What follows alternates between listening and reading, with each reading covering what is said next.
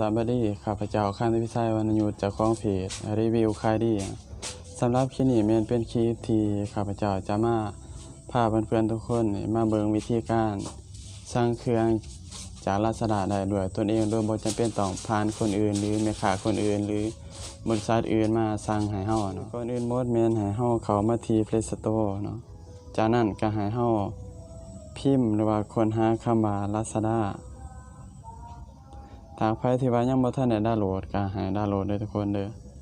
แต่ถ้าหากว่าใครดาวน์โหลดแล้วก็อัปเดตเมื่อเฮาอัปเดตแล้วเฮาก็เข้าสู่ระบบ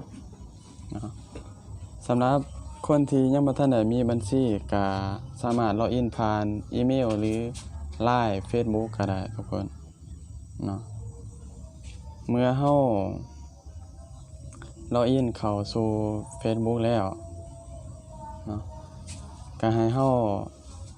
มาใส่ข้อมูลเนาะเฮามาใส่ข้อมูลเอิ้นว่าข้อมูลการจัดฝากส่งสินค้า